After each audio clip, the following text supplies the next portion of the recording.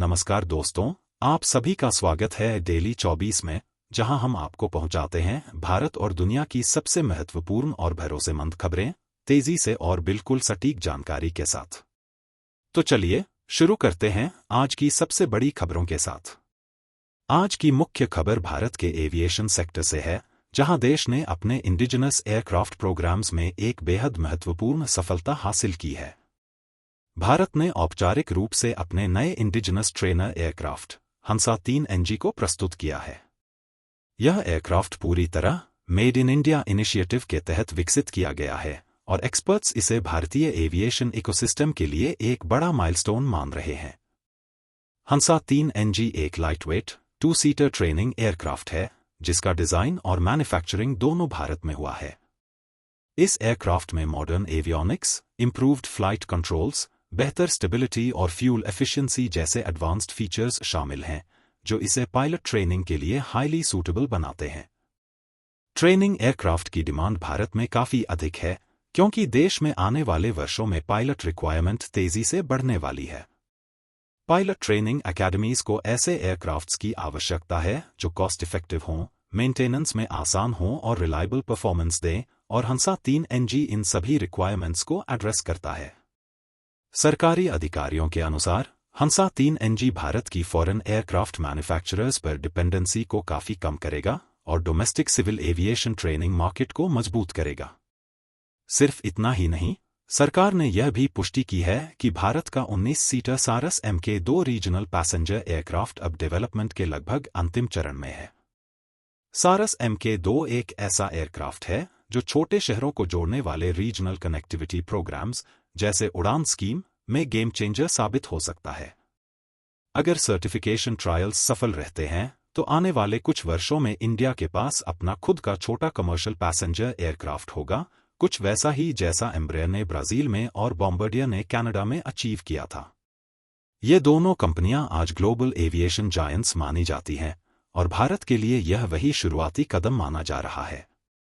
Aerospace experts का कहना है कि हंसा-3 NG और सारस MK2 जैसे प्रोजेक्ट्स से भारत केवल एयरक्राफ्ट बनाना नहीं सीख रहा, बल्कि complete aerospace manufacturing ecosystem, design, testing, certification, avionics और सप्लाई चेन सबको अंदर से मजबूत कर रहा है।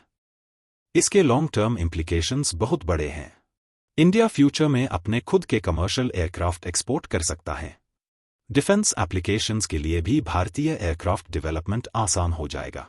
एविएशन जॉब्स और मैन्युफैक्चरिंग कैपेसिटी दोनों बढ़ेंगी। एरोस्पेस में इंडिया की ग्लोबल पोजीशनिंग मजबूत होगी।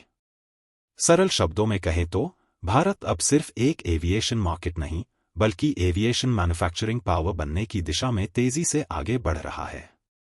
ये था आज का हमारा पहला और सबसे महत्वपूर्ण अपडेट।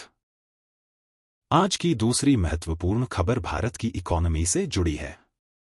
नए आंकड़ों के मुताबिक इंडिया का GDP इस क्वार्टर में उम्मीद से ज्यादा स्ट्रॉन्ग ग्रोथ दर्ज कर रहा है, और एक्सपर्ट्स इसे भारत के इकोनॉमिक मोमेंटम का एक सकारात्मक संकेत मान रहे हैं।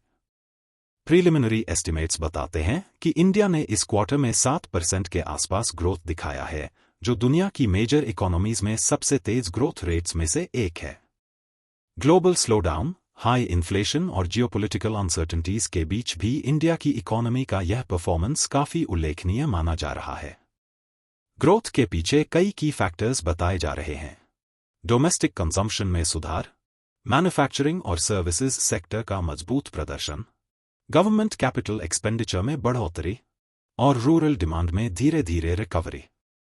इसके साथ ही फॉरेन इन्वेस्टर्स का कॉन्फिडेंस भी बना हुआ है, क्योंकि इंडिया को लॉन्ग टर्म में एक स्टेबल और हाई पोटेंशियल मार्केट माना जा रहा है।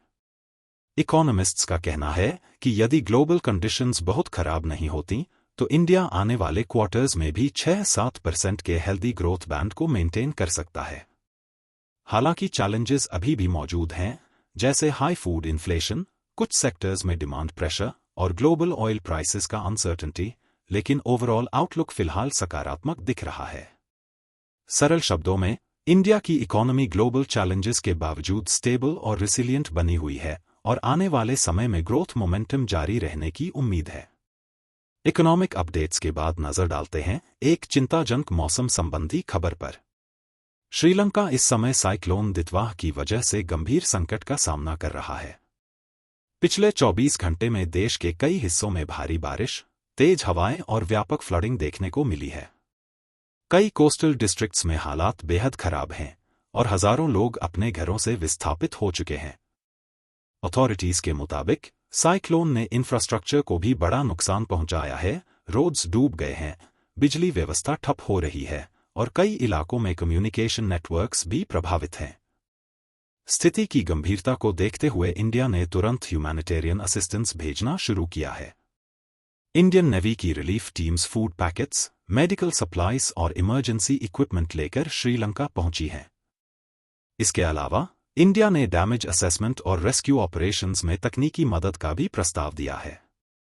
श्रीलंकन गवर्नमेंट ने इंडिया के क्विक रिस्पॉन्स की सराहना की है और कहा है कि दोनों देशों के बीच डिजास्टर रिस्पॉन्स कोऑपरेशन लगातार मजबूत हो रहा है। वेदर एक्सपर्ट्स का कहना है कि साइक्लोन दितवाह का इंटेंसिटी धीरे धीरे कम हो रहा है, लेकिन अगले 24 घंटों तक हैवी रेनफॉल का खतरा बरकरार है। अथॉरिटीज ने लोगों को लो-लाइंग एरियाज से दूर रहने की एडवाइजरी जारी की है। ओवरऑल स्थिति चुनौतीपूर्ण है, लेकिन राहत और बचाव कार्य तेजी से जारी हैं और इंडिया की मदद इस एफर्ट को काफी सपोर्ट कर रही है। इस बीच युद्ध और शांति प्रयासों को लेकर भी एक अहम खबर सामने आई है। रशिया यूक्रेन कॉन्फ्लिक्ट को लेकर एक महत्वपूर्ण डिप्लोमैटिक डेवलपमेंट सामने आया है। यूक्रेन का एक हाई लेवल डेलीगेशन अमेरिका पहुंच गया है, जहां आने वाले दिनों में नई पीस डिस्कशंस और सिक्योरिटी गारंटीज पर बातचीत होने वाली है। सोर्सेस के अनुसार यह विजिट उस ब्रॉडर इंटरनेशनल एफर्ट का हिस्सा है जिसमें कई देशों के बीच कोऑर्डिनेशन किया जा रहा है ताकि वॉर को डी-एस्केलेट करने के लिए एक वर्केबल फ्रेमवर्क तैयार किया जा सके। यूएस ऑफिशियल्स का कहना है कि इस मीटिंग में 3 मेजर पॉइंट्स पर फोकस रहेगा: फ्यूचर सीजफायर की possibilities, security commitments for Ukraine और वॉर अफेक्टेड रीजन्स में ह्यूमैनिटेरियन असिस्टेंस। रशिया की ओर से फिलहाल कोई ऑफिशियल रिस्पॉन्स नहीं आया है, लेकिन एनालिस्ट्स का कहना है कि मॉस्को इस तरह की टॉक्स को हमेशा ध्यान से ऑब्जर्व करता है क्योंकि इनका इम्पैक्ट बैटलफील्ड स्ट्रैटेजीज पर पड़ता है। ग्राउंड सिचुएशन की बात करें तो फ्रंटलाइन पर अभी भी क्लैशेस जारी हैं, लेकिन पिछले कुछ हफ्तों में लार्ज स्केल एस्केलेशंस नहीं देखी गई हैं। इंटरनेशनल कम्युनिटी इसे एक पोटेंशियल विंडो मान रही है जहां डिप्लोमेसी को थोड़ा मोमेंटम मिल सकता है। एक्सपर्ट्स का मानना है कि इन टॉक्स का इमीडिएट आउटकम भले ही बड़ा न हो, लेकिन ये long term peace road map का हिस्सा बन सकते हैं जो आने वाले महीनों में ग्लोबल जियोपॉलिटिक्स को सीधे प्रभावित करेगा। ग्लोबल टेंशन्स के बीच पाकिस्तान में भी हालात बिगड़ते दिख रहे हैं। पाकिस्तान के बालूचिस्तान प्रांत में पिछले 24 घंटों के भीतर 7 पावरफुल ब्लास्ट्स होने की खबर है, जिसके बाद पूरे रीजन में सिक्योरिटी एजेंसीज को हाई अलर्ट पर रखा गया है। लोकल अथॉरिटीज के अनुसार ब्लास्ट्स अलग अलग डिस्ट्रिक्ट्स में हुए और कई जगहों पर पब्लिक इंफ्रास्ट्रक्चर को नुकसान पहुंचा है। कई क्षेत्रों में पैनिक की स्थिति बन गई है, हालांकि अभी तक किसी मेजर कैजुअल्टी की पुष्टि नहीं हुई है। अब तक किसी भी संगठन ने इन हमलों की जिम्मेदारी नहीं ली है, लेकिन बालूचिस्तान लंबे समय से इंसर्जेंसी और मिलिटेंसी से प्रभावित रहा है। सिक्योरिटी एक्सपर्ट्स का कहना है कि इस तरह के कोऑर्डिनेटेड ब्लास्ट्स या तो किसी मिलिटेंट ग्रुप की टैक्टिकल सिग्नलिंग हो सकते हैं या फिर ऑनगोइंग पावर स्ट्रगल का हिस्सा। पाकिस्तान की सिक्योरिटी फोर्सेस ने तुरंत सर्च ऑपरेशंस और एरिया लॉकडाउन शुरू कर दिया है। इंटेलिजेंस टीम्स भी यह जांच कर रही हैं कि ब्लास्ट्स में किस तरह के एक्सप्लोसिव्स का इस्तेमाल किया गया और क्या इन अटैक्स के पीछे कोई कॉमन लिंक है। इंटरनेशनल ऑब्जर्वर्स के मुताबिक बालूचिस्तान की इंस्टेबिलिटी पाकिस्तान के लिए एक मेजर इंटरनल सिक्योरिटी चैलेंज बनी हुई है, क्योंकि यह region energy routes, mineral resources और स्ट्रैटेजिक लोकेशंस से जुड़ा हुआ है। कुल मिलाकर सिचुएशन टेंस लेकिन कंट्रोल में बताई जा रही है और आगे भी सिक्योरिटी मेजर्स को बढ़ाया जा सकता है। इंटरनेशनल डेवलपमेंट्स की बात हो रही है तो टेक जगत में भी एक अहम ग्लोबल इवेंट हुआ है। दुनिया भर के टॉप टेक लीडर्स और सरकारी प्रतिनिधि इस हफ्ते एआई सेफ्टी समिट में एक साथ इकट्ठा हुए, जहां एडवांस्ड एआई सिस्टम्स के फ्यूचर रिस्क्स और रेगुलेशंस पर महत्वपूर्ण चर्चा हुई।